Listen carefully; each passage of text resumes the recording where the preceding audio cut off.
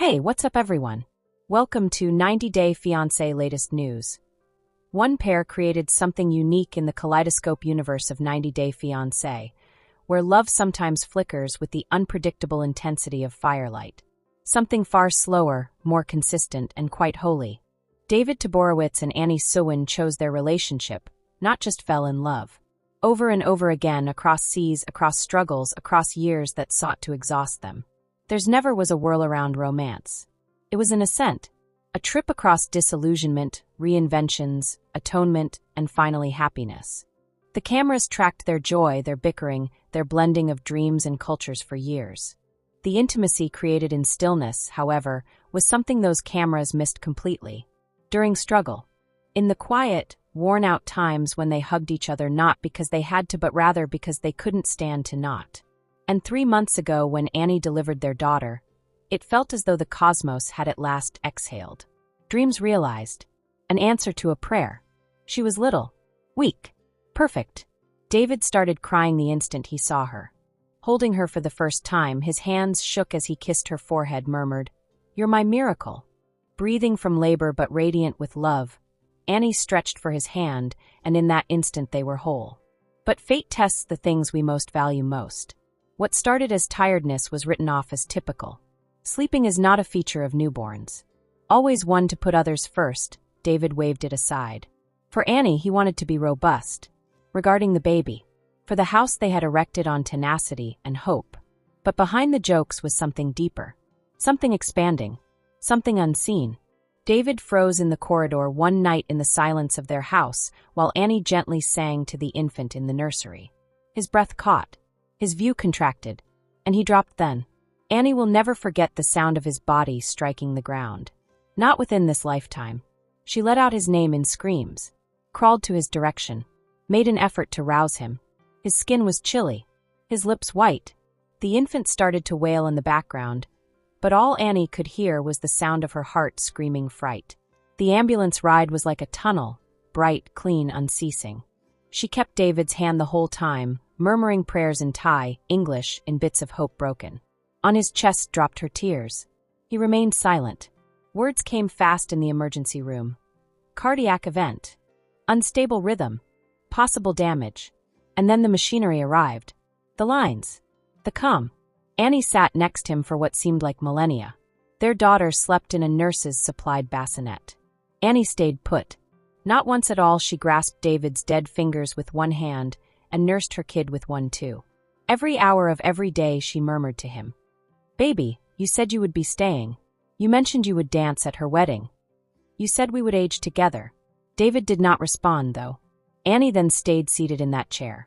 Every morning and every evening. More than she blinked, she watched the displays. She followed every blink, every beep, every light flutter. Not because she comprehended it, but rather because it was the last sound she had left of him. She committed the rhythm of his heart to memory. Friends dropped over, but Annie was far away.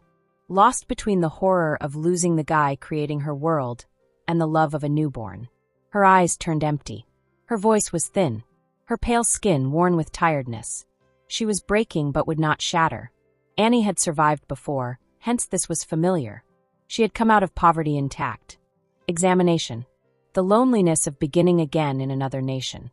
She had stood next David when he had nothing. She would once more do it now. This time, though, his body had deceived him rather than the world had taken from him. The doctors spoke with wary hope. There is harm. Hopeful times abound. His young enough is suitable. He is not from the woods. But Annie had no need for pledges. She wanted her spouse. One morning 12 days after the fall also changed something. David blinked. He spoke just silently. He did not smile. Still, he turned to face her. Actually gave her some close attention. And the floods opened their gates. Annie, sobbing into his arm, collapsed to her knees next to the bed. Whispering, "You returned. You returned to find us."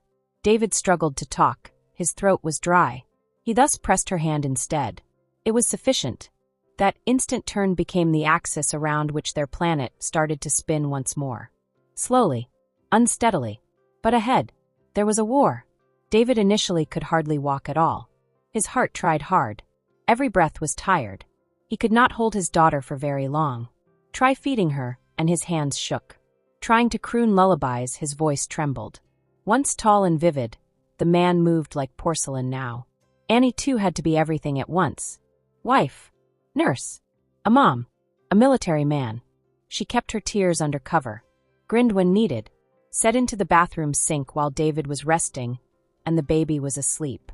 She battled a grudge, grieving, shame. She loved him, yet part of her lamented the man he once was. And yet she remembered why she stayed every time he gazed at her with those eyes, full of apology, full of love. As perfect love is not what true love is. It is tenacious. It is a sacrifice.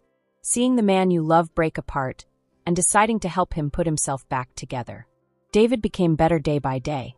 Initially 5 steps, 15 follows, a leisurely stroll down the hall, crutching the infant without falling, laughing once more. Even laughter is something to consider. And one day, following weeks of effort, dancing. In the kitchen, Annie held him up as much as the floor did in a sluggish, awkward 2-step shuffle. From her high chair, their kid gazed blankly and innocuously. She never would recall any of this. Nonetheless, Annie would never forget. Since this is the narrative none of you are told. Not in TV shows. Not on Instagram specifically. The chronicle of events following the miracle. The narrative of what it actually means to love someone both in health and illness. The narrative of a guy nearly dead and the lady who gave him hope for life. Their ideal chapter was not this one. Still, that is the one they survived. And in between the murmured lullabies and the beeping monitors, a more intense love developed. Not new. Still created, though. Not breakable. David and Annie, here is it. When it doesn't run, this is what love resembles. During fighting. When it remains. This gossip is over. If you liked the video, then give your opinion in the comment box and stay with us by subscribing the channel. Thank you.